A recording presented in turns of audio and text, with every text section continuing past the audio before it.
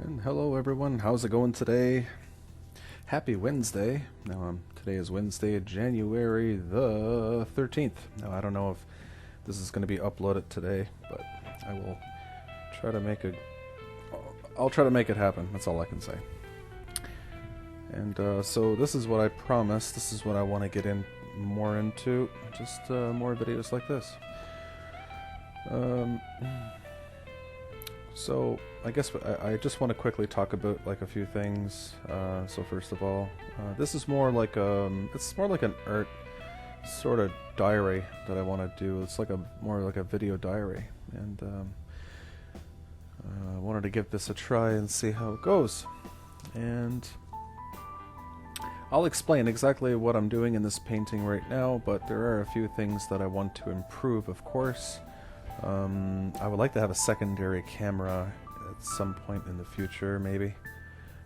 Right now I'm just using the one GoPro camera. That's all I have. That's all I have availability to use. I do have a webcam. I am going to tinker around with that in the future and see how that goes as well. And I like to have like a sort of like a shot like what you're seeing now, and then probably maybe like a secondary shot where like I'm doing more of a close-up on the canvas, and so that you can see exactly what it is that I'm doing more close-up. So it's all a learning process for me, but this is as good as I can get it for now within my budget. Alright, so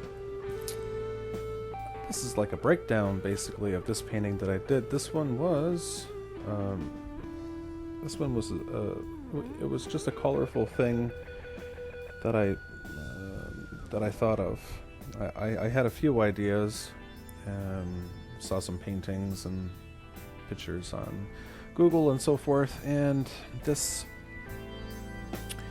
sort of kind of gave me the idea for just I guess the color in general and things like that. So it's very bright. There's a lot of things happening in terms of color. So there's a lot of underneath painting is what I'm saying.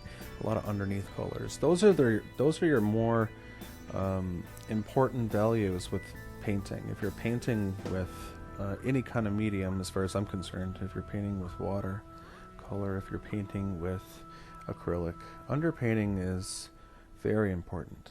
And that's what a lot of beginners sort of don't realize,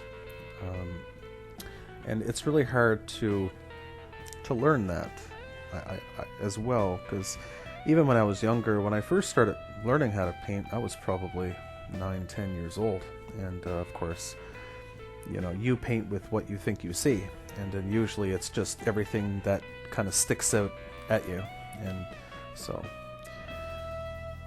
but I can probably explain a few things in this first little section here. I hope you enjoy the music that's playing in the background. It's the best that I can do. Eventually I would like to record my own tracks. I also play music. I play guitar, and I also record my own tunes, and so I would like to do that sometime as well. So the underneath painting that I started with was I just had a white mixture. I just had like pure titanium white, and then I was mixing that with my linseed oil. So I was just trying to make it thinner, and that was my base paint. And then I just applied that to the canvas just so I had something to work on. But what I also didn't realize is the canvas that I was using.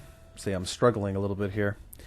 I didn't realize that the primer on this canvas wasn't very good. I had no idea, so I sort of learned that the hard way. But I still managed to work on it as best as I could, and the results still turned out very, very well. So if you're struggling to make your thin paint spread, and you're not getting much of a result there, I would suggest scraping it and wait till it dries, and then use an acrylic primer or oil primer, whatever's in your budget, and apply 2 coats of that first, because that'll create a nice barrier. It'll seal everything together, and I find it makes a nicer surface to work on. So, but not a big deal. That was a mistake on my part, no big deal. The colors I used was a lemon yellow, which is what you see in the far right corner. I started with, now this is all wash underneath painting, like I was babbling about before. This is underneath colors. This is the colors that are very crucial, very important. You're going to see a lot of that happening in this painting. So I start with a lemon yellow, and then I work out to a cad red, and then I mix the cad red and yellow with a little bit of black, and then I sort of made like a purplish, darker value color. And you don't have to get the mixes exactly. You can just find the colors that you sort of just kind of go with your gut. Some people don't like using primary color. They like to mix something with the yellow to, kind of give it, a little bit more of an identity on its own. And over on the far left, I also forgot that I added cobalt blue or Prussian blue, just a strong blue to mix with that to make the shadow side. And so, those series of colors are just simply being underpainted onto the canvas right now. And as I said before, I don't use big brushes. I like my number 8 or number 6 fan brush, and I just like taking my time. This is my favorite part of painting, is just using just the colors that I mix up, and this is where the painting process is a lot of fun, because you can just slap the paint on the canvas. It's it's a great way to take out your frustration, that's for sure. You had a long day at work and you just want to slap some paint on a canvas. It really does the trick. Even though that you may not necessarily complete the painting, just doing this step is enough to put you in a pretty better mood. It does for me, at least.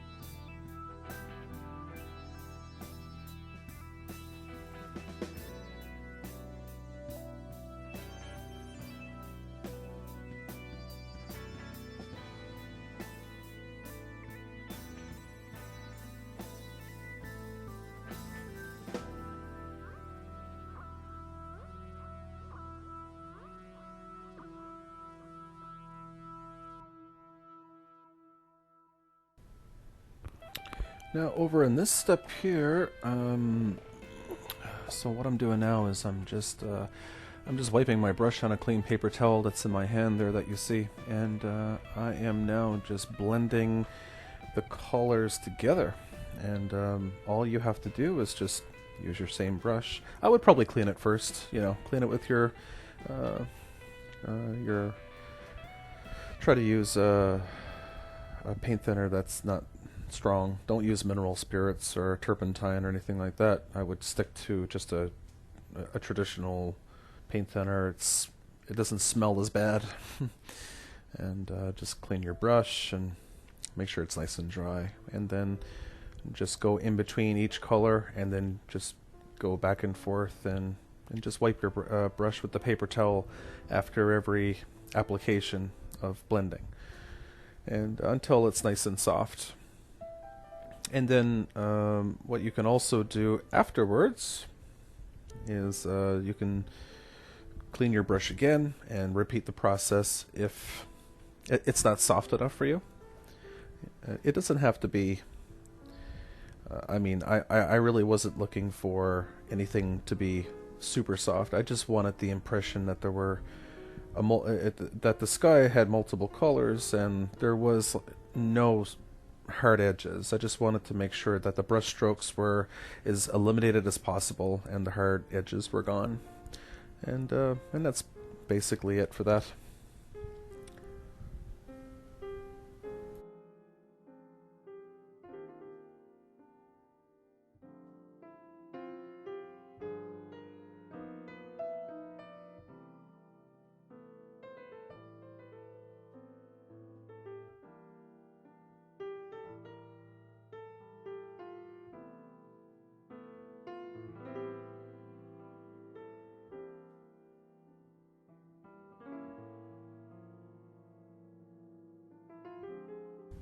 Okay, and now I'm about to prep for the center values of the waterfall. Now this painting has a big waterfall in the center.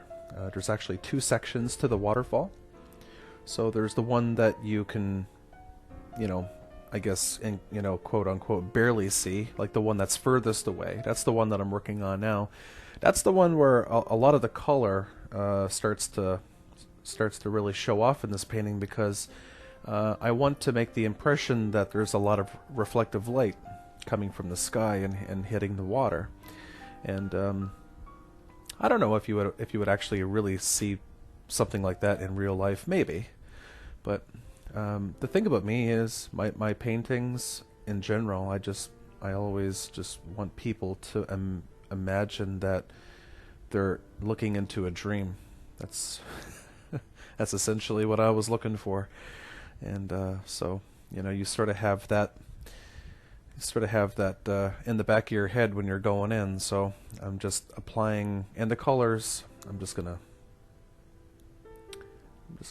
zoom in here and take a look. So pretty much all the sky color. So the cad red and the blue underneath, and but what I did was I mostly maintained some of that red on top of that underneath color, and the blue on the bottom to create the shadow. And what I'm doing there now, I'm just dabbing, like it looks like I'm randomly like applying paint to the canvas. I do that. That's a habit I have. If I can't find the color that I want, instead of sometimes wiping my knife, I just smear it onto the canvas, and I might you know. And then, you know, there's always the brush check. I'll check the consistency of my brush and make sure that it's properly dry and clean and things like that. Those are just little habits that I picked up over the years. You don't have to do that if you don't want to. Some people prefer a cleaner workspace. I've been painting for too long. I'm starting to pick up some bad habits now. But that's pretty much it for that step. It's just you're blocking in base color. And now I'm just taking a paper towel. I'm just wiping off some excess and things like that. And getting ready for some some more base color for that mountain, because we got a nice mountain, a very tiny little mountain. It's not very big. I just wanted to put something to separate the sky and the waterfall. So and when I sketched out the idea, there was I remember drawing a mountain, so I just said, okay, fine, I'll put the mountain back into the painting. No big deal. If you don't like mountains, you don't have to add it. You can just paint whatever you want. Just leave it blank and then just focus on the waterfall itself.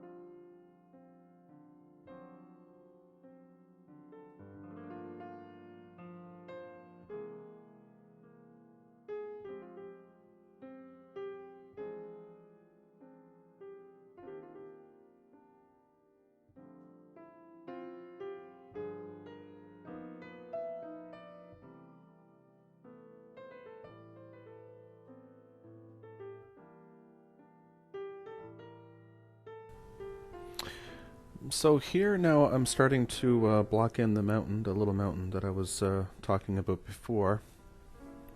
And the colors I used, again, cobalt blue, a little bit of white, and a tiny bit of black. And the reason why I use black is because one of my favorite kinds of colors is like, it's kind of more like a smoke blue.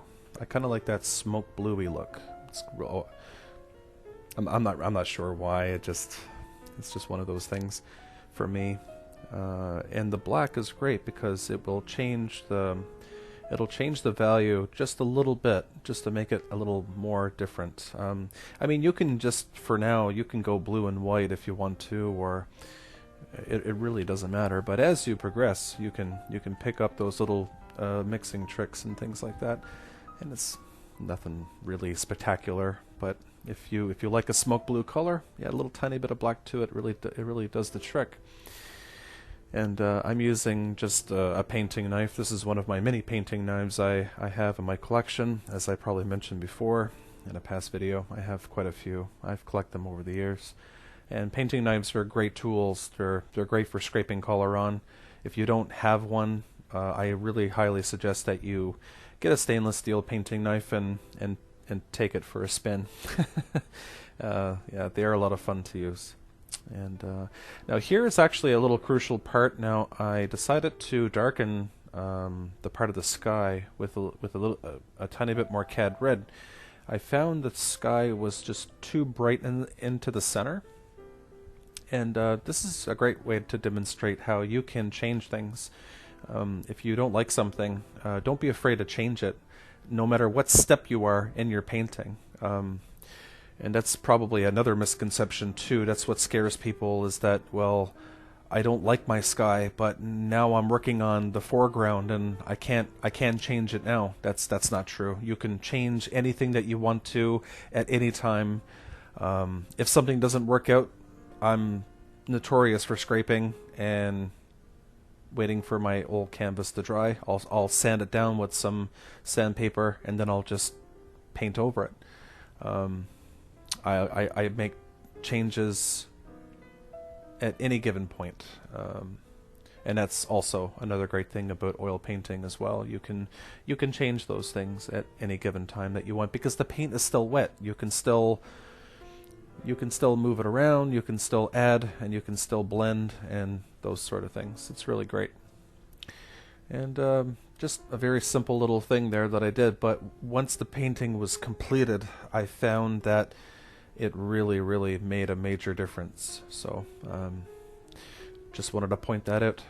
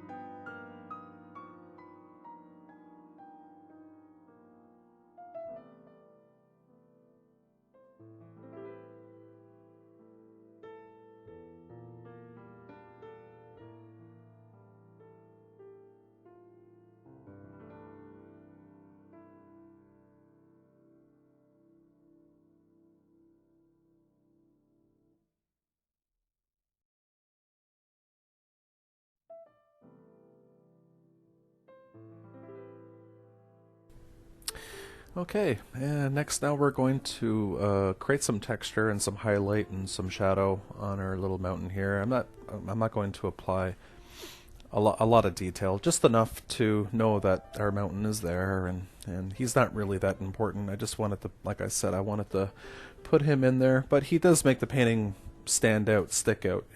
It complements the waterfall and everything in the foreground. So I just wanted to keep it simple. So just take your knife and apply a little roll of paint on the edge of your painting blade, and don't use a lot of pressure. You want to make the impression that there's like stones and rocks and things like that, and so you just simply do that. Very, yeah, not a lot of pressure. And the great thing too, when you're using an oil paint that's dry, you really do get those effects.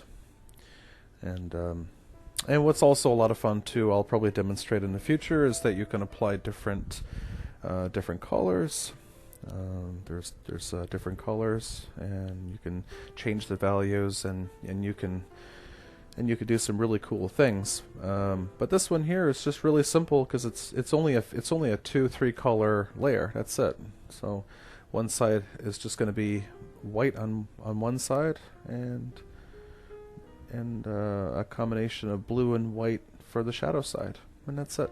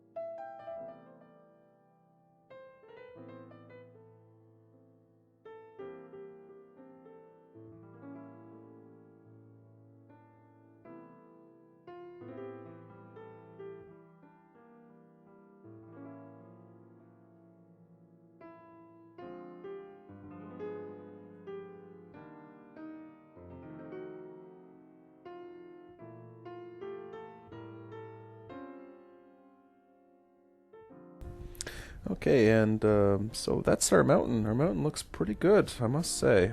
So we're gonna carry on now. And now what I wanted was a little separation in between the mountain and the waterfall. So we know where our waterfall base color is, so we see that.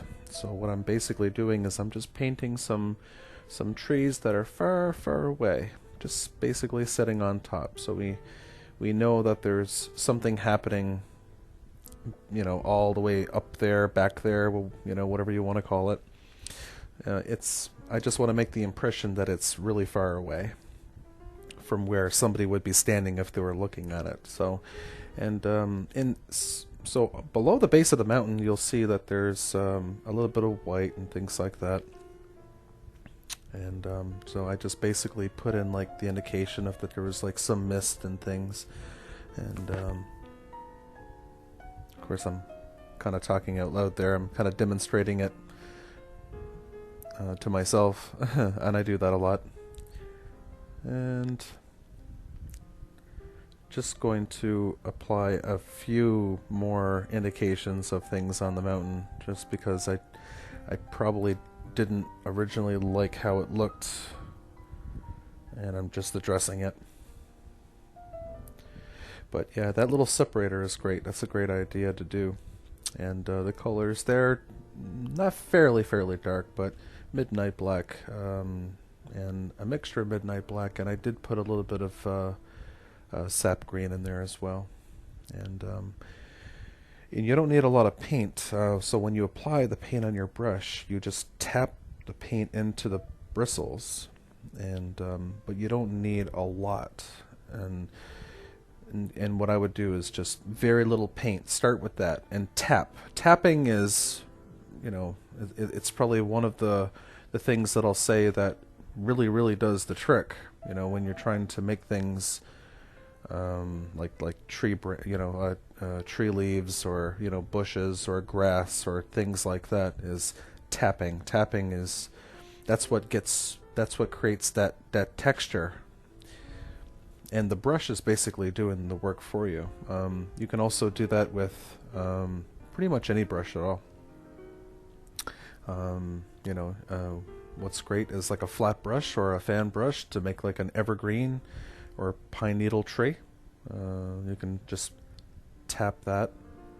If you want something that's more in a round shape, you know, oval brush, or what I'm using in my hand right now is a 1-inch round natural bristle brush, and you get those effects every time.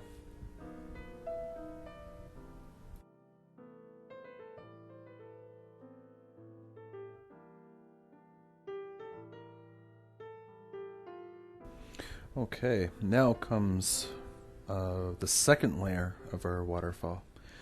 So what I wanted to do was I wanted to create a new layer of colors that, this is basically the colors that are going to shine through the highlight, and it's gonna give us that impression that there's a lot of reflective light. So once you're comfortable with everything from where we are now I'm just addressing the colors on the left side. So we got the blue, and then we got the red, and we got the yellows, and then I'm basically taking my flat edge, excuse me, and I'm just taking those colors that I originally had for the sky, and then I'm just applying them in that order, in that same order, and then I'm just pulling down, and not a lot of pressure. Same way as if you were painting a mountain, not a lot of pressure. We're just taking the color, and what that also is doing too is it's picking up that underneath color that we originally put there,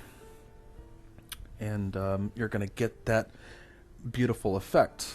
And we haven't even painted water yet.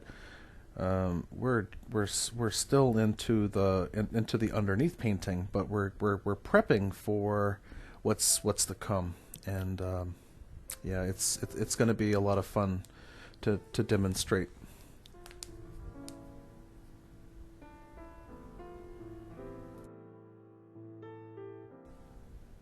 And the knife that I'm choosing to use for this, and any knife works. It's just like I said, I have so many. Don't be afraid by the tools I use. It's just what I see. Sometimes I'll use a tool just because I feel like I've been neglecting it for a while. But and of course you can use a brush with this as well. Brushes are fine. You can, same thing. Pull the paint. This is a lot of pulling, not tapping. We're not tapping anymore right now. We're pulling, but we're not using a lot of pressure. It's just a pull, and then as you pull the paint straight down, it's just very, very light. It's a very light, and then you can find that you're going to see a certain effect as you do that, and with a little bit of practice, of course, you will find the result that you're looking for. And that's all we're doing right now. And if you find that something it's got too much texture, you can strengthen your pull. You can apply pressure onto the canvas skin. And if you want something that looks a little bit more flat, and with my 1-inch brush, I got a little bit of blue on it, and then I'm just creating the indication that there's just a shadow below the waterfall. And that's really important with water, especially. Eventually I'm going to paint things like crashing waves and things like that, but shadow with water is crucial if you really want it to make it look like water. In this case, we've got the light on top, and I've also actually put some of that color in with the white mix.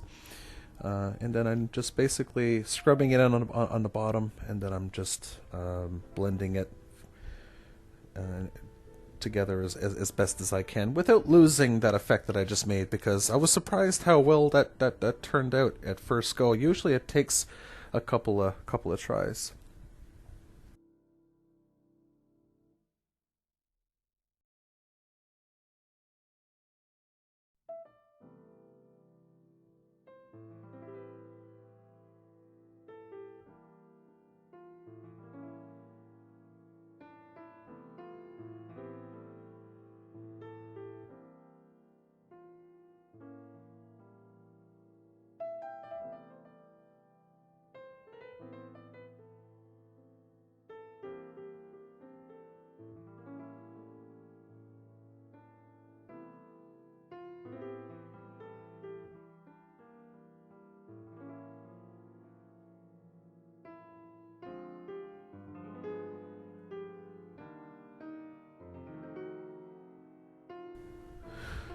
Okay, now we are about to do the second part of that wave. Now it's going to look like two waterfalls, but it's the same waterfall.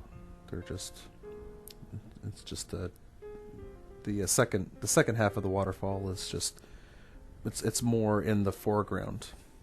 And with this color, this is going to be a lot darker and not a lot of reflective light in this one, because as things progress forward into your painting in landscape, the darker it gets. So the further away something is, the lighter it is.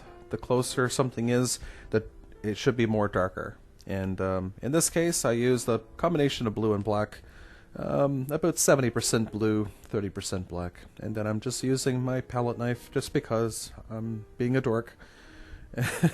You can use a brush. I like using palette knives a lot. And I'm just getting the consistency of the paint, and then I'm just applying that dark color.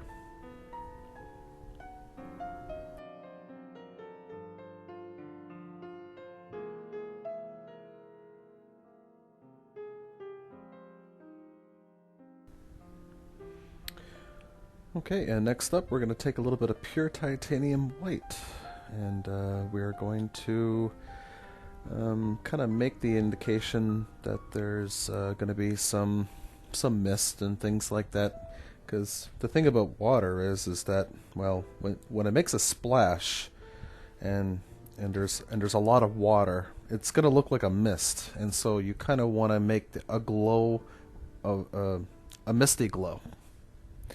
And a misty glow is just going to be a combination of the white, and then you mix it in with that color that you applied, so the blue and the black color that I was describing before.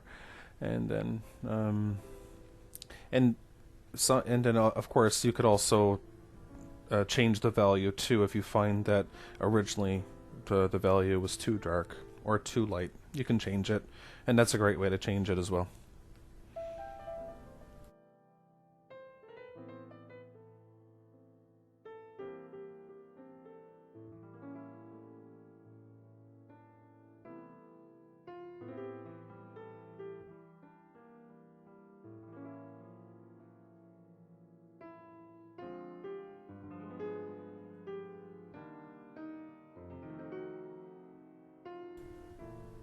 Okay, so next step is we're just going to take the pure titanium white, and again with my painting knife. The painting knives really do make a nice effect. In this case, you can certainly use a brush again, but I like using knives, and you can just make a nice little round curve on top, and then go down nice and straight as the waterfall is falling. Um, Depending on the perspective, of course, there'll be probably future things that I'll demonstrate where as the perspective changes, you'll have certain things that you have to probably keep in mind. But in a situation like this, a little round curve on top, and then just let it fall down nice and straight, and just adding white with that knife. And if you want it to make it a little bit more blue, you can just rub the paint. It'll pick up that color underneath every time. That's the great thing about oil painting too. You'll pick up that underneath color. It's so great.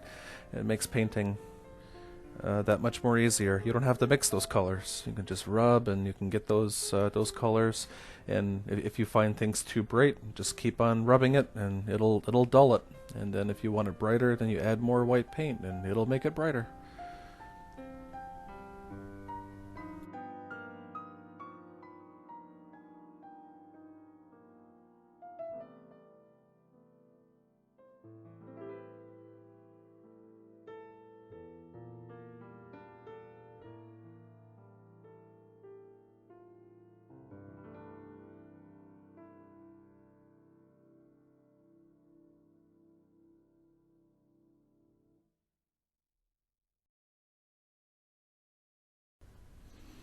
Okay, so now we are getting into the sides of the painting, so the left and the right side. There are some things that we have to think about, like what lives around our waterfall, and to basically bring everything together. Now you can do things like rocks and stones, but I felt that I wanted some greenery in this painting, so I just chose to go with a more simpler route, and I found a combination of that same color that we used before, what we made our background trees with, that separates our mountain from our waterfall. And so what you want to do is you want to try to match that sort of color, but as you come down, make it darker. So, because as I said before, when things are in the foreground, things are getting darker. When things are far away, they're getting lighter. So as you're coming down, darker, darker, darker, darker. That's all you got to think about. As things are coming towards you, darker, darker, darker, darker, darker.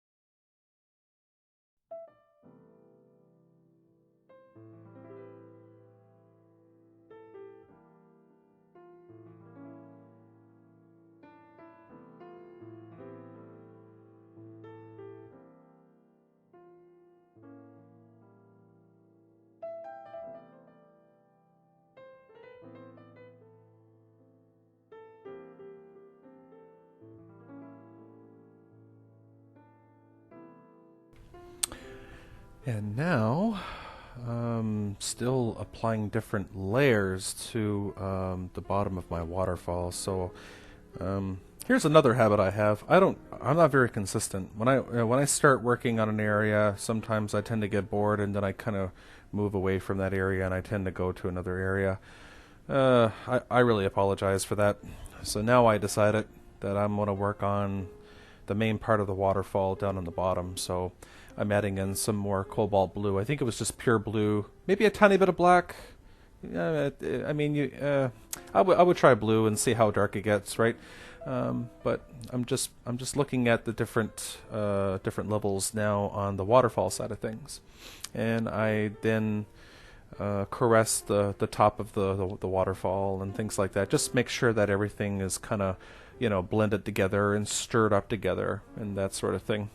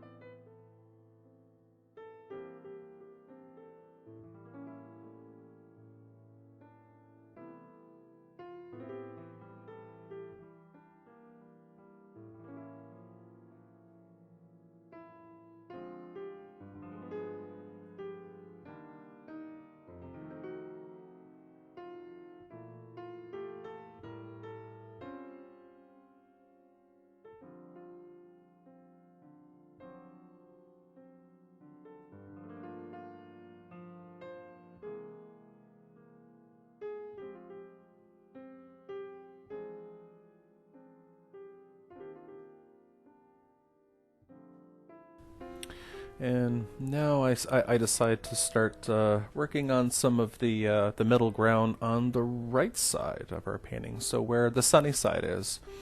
And yes, you wouldn't want to make that side a little bit more lighter with your underneath color. This is some of the old paint that I had on my palette. You can probably it's more like a dark purple color, so some red, some blue, some black, and some white, and things like that. And just kind of like a gray, light, mucky color.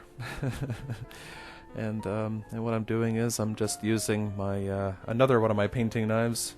That one's more of a diamond-shaped knife, and I'm just applying the paint to it. And I got my brush in my hand for blending, and my paper towel so I can wipe my brush. Into another video, of course, I'm gonna show you my workstation that I have set up in my studio. Well, in my room. I call my room my studio, but to me it's a studio. It's like a makeshift studio.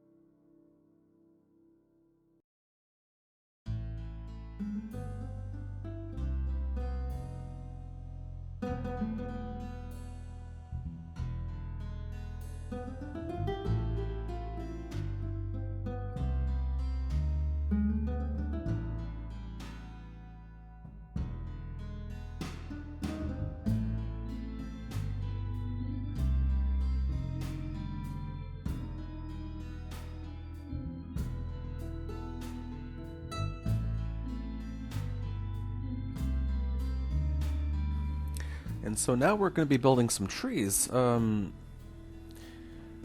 So not looking for a tarpole shape, just looking for something that's got like a crook and a cranny here and there. You know, give them a couple of bends. I find those are the more natural looking trees. And when you start off, your foundation color is your underneath painting should be a dark color. So you know, black, brown, even blue, anything that's dark to start with, and then that kind of builds your construction lines and things like that. And just take your time. You can go with a fan brush, start from the top, and then work your way down towards the bottom. I would probably try to go as narrow on top as you can. You know, so start narrow, and then as you come down, it should get bigger and bigger and bigger as it goes down. If you look at trees outside, that's typically what they look like. You know, they got a nice round base, and then as they get taller, they get more narrow.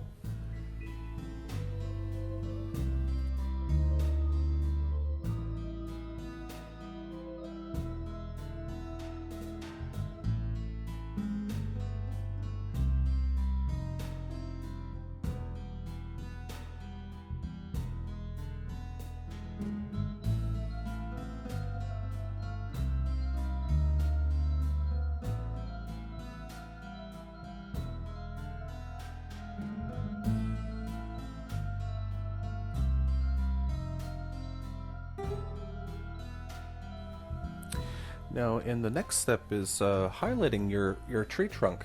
Now, I would like to go into more detail in with this in the future, but I'll give you just the basic sort of scenario now.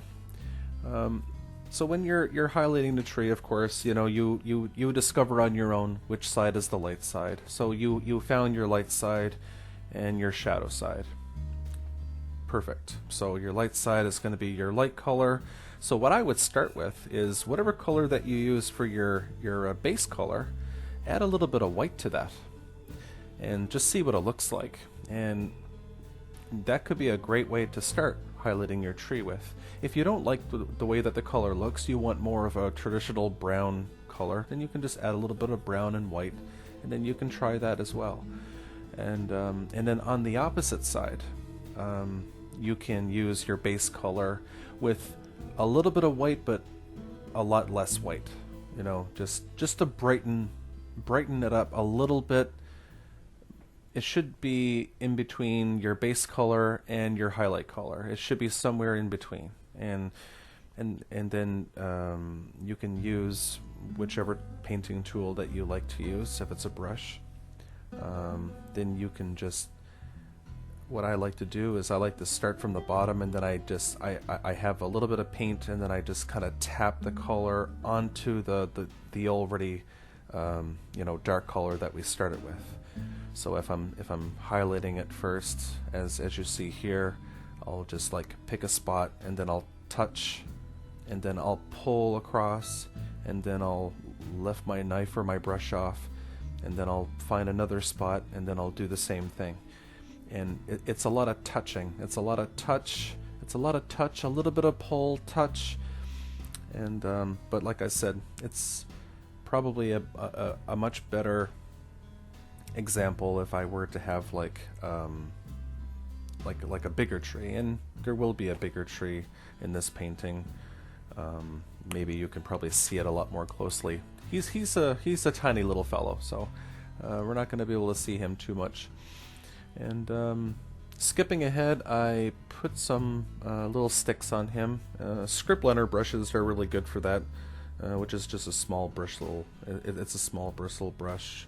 You add a little paint thinner or linseed oil to your paint, water, and just liquefy it, like water it down a bit until it's like an ink consistency, and then you can just draw lines, to indicate that there's like a tree branch, sticks and twigs and that sort of thing.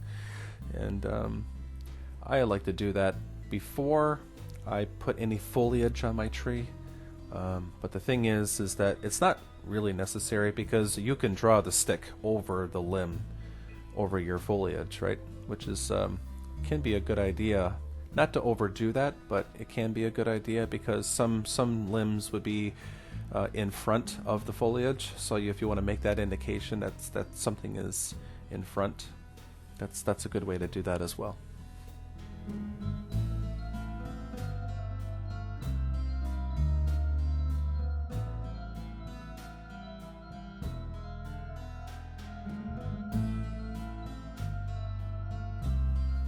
One of my favorite colors to mix is yellow and black, which makes a really nice green color.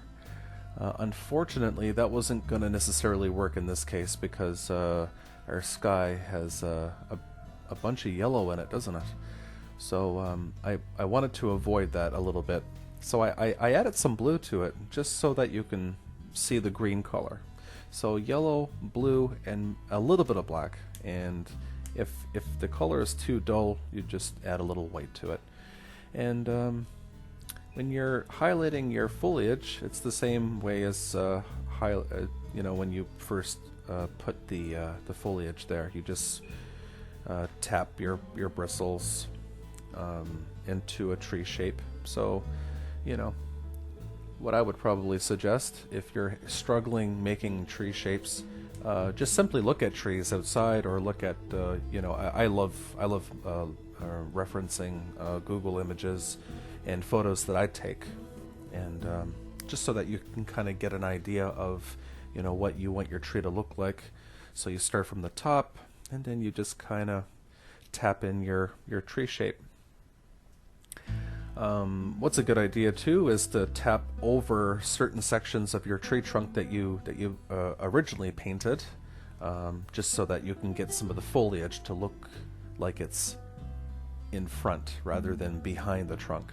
But don't overdo that because you're going to lose your effect of depth, right? You want to just pick and choose those sort of things. If you over highlight your foliage too, that's also a bad thing because it'll make it look flat. You want to keep your darks, keep your underneath as much as possible.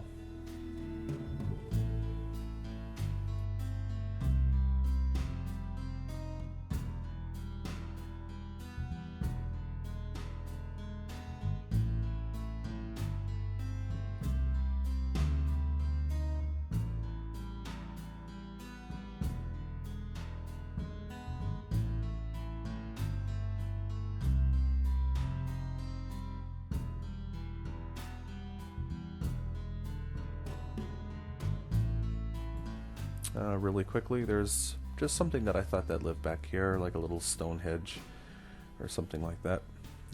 I thought that was a good idea. I thought I'd give it a try just to see what it would look like, and I really liked it, so I kept it in the painting.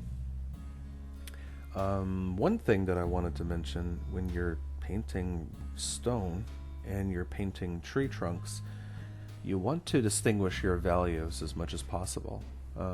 So what I would do in that case, especially if you have a tree that is behind or in front of rock formation, is probably try to keep one or the other values more to the red side, and then the other to the yellow side is a great way to distinguish the two types of brown colors. Or you can just stick with like a black and a white grayscale for stone. That's also a good idea as well. If you're not too strict about color, and if you just want to figure out how to distinguish, that's a great way to do it.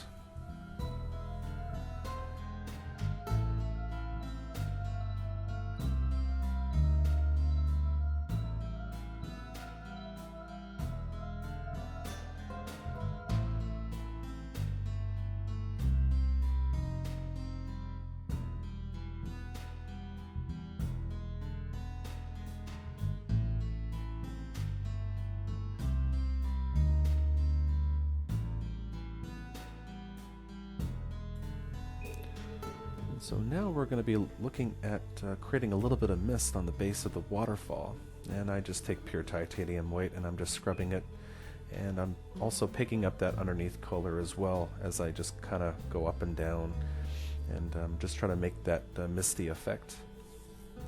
Another cool thing that you can do too is take your fan brush and dip it into your paint thinner and just swirl it around some white and try to get like a really watery white color. And then if you don't think that you're going to make too much of a mess, you can flick that paint onto the bottom of your waterfall and kind of make like a splash look.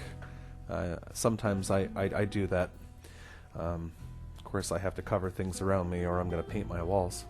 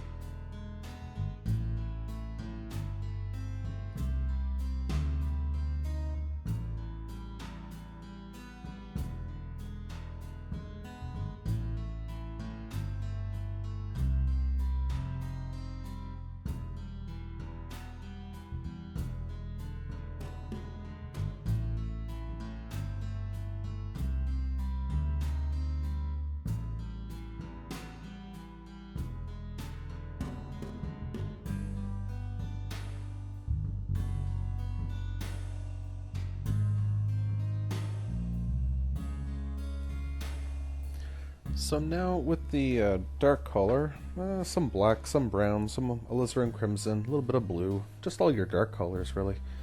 And with a little bit of linseed oil, I think I also diluted this paint. Just thinking about the other side of the painting, so we are going on the left side now. And just putting in some dark color because now we're going to get ready for the final section of our painting now. And I'm just really carefully, because I'm trying not to make a mess, really carefully just putting down that final layer of underneath color. And simply just tap with your brush, whichever tool that you want to use. I mean, you can use a roller if you want to.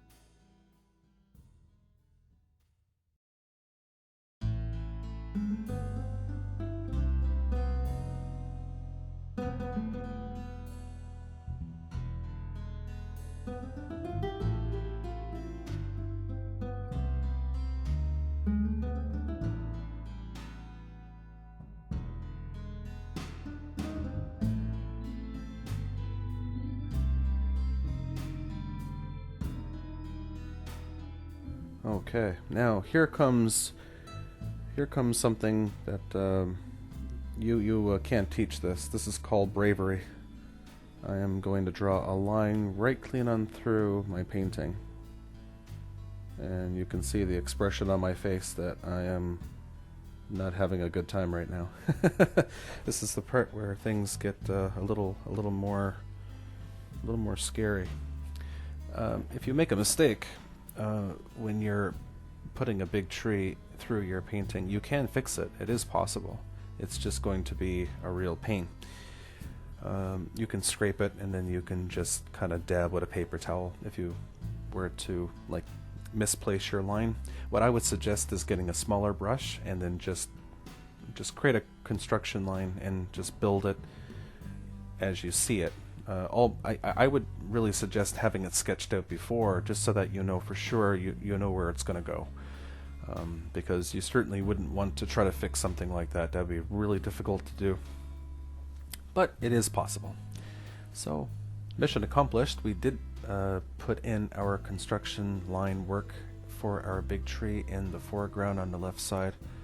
So we're just going to block it in with some dark color.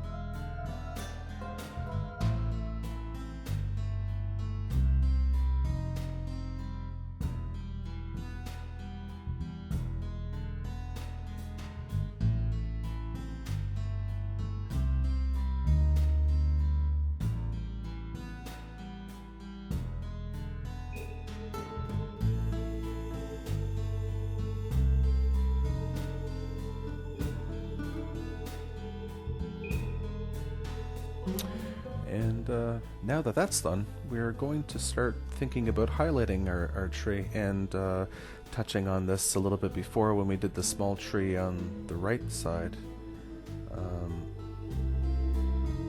You basically just find a color that you think is going to look really good. So I went with a raw umber and white. I just started with that. I just kind of went maybe 60% raw umber, 70% raw umber, 30% white, something like that, something along those lines. And I'm just using this as my first sort of coat of just highlights. I'm just sort of creating texture right now. So I'm just like touching and pulling, touching and pulling.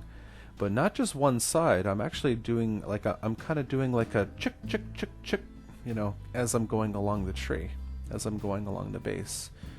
And yeah, I'm making that sound effect because that's the only way that I can describe it, really. It's it's kind of like your touch pull, touch pull, touch pull, and you're kind of going into that sort of checkered pattern. And you sort of get that, what you know, to me it looks like bark on a tree. And this is a great way to discover value. You know, you can teach yourself value.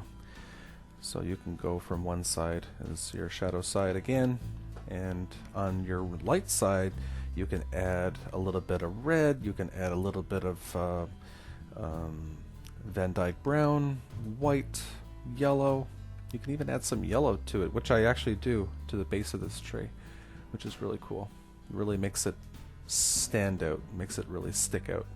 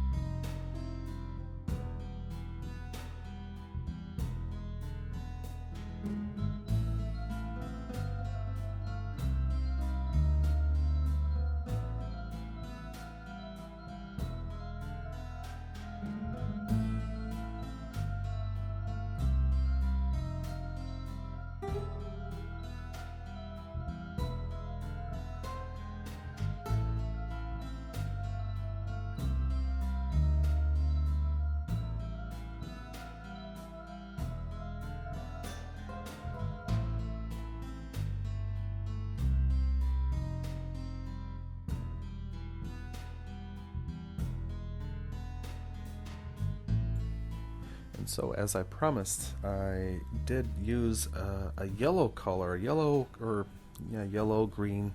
I wanted to indicate that there was like some moss growing on the base of that tree, and you know, follow your angles too. So you're going to be wanting to go into that same flow. Like this is where the tree lives, and this is the foundation that he sits on, and you can do like multiple planes of that too, as I'm demonstrating right here.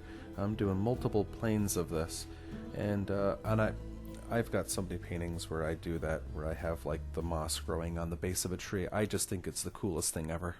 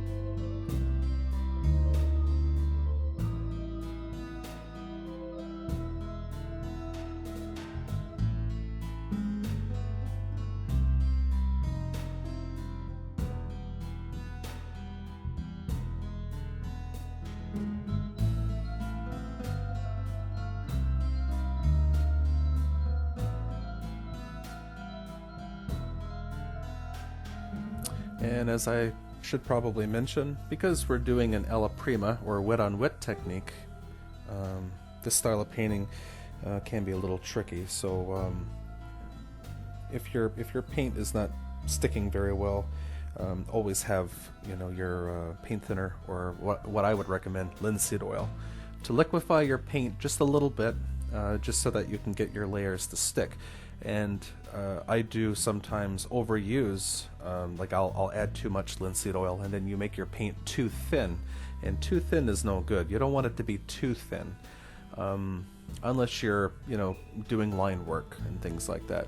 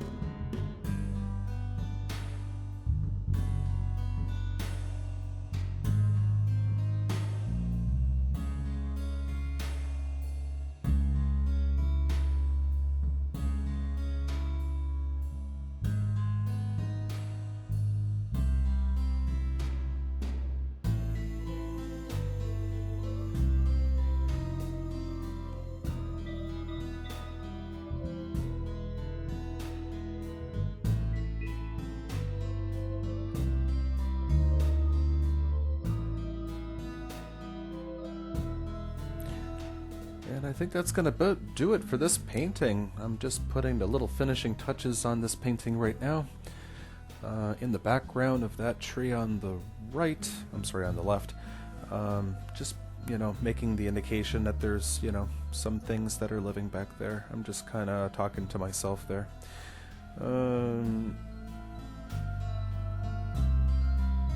So I just wanted to add, but I don't want to take away from the darks either. Like, I wanted to maintain those darks. I'm looking at the painting up close right now, and yeah, all of the values, all of the levels, the contrast, texture, colors. Yeah, this one was a lot of fun to do. And if you're in the market for some painting, I mean, especially what's going on in the world nowadays, we have lots of time on our hands to be at home, to be safe, and to be creating worlds where there's nothing to be afraid of. And I think that's sometimes really good for our own mental health. And I just wanted to say, I really hope that everyone is taking care of themselves. And if you sat through this entire video without skipping, you deserve a medal. Thank you very much for watching, and God bless you.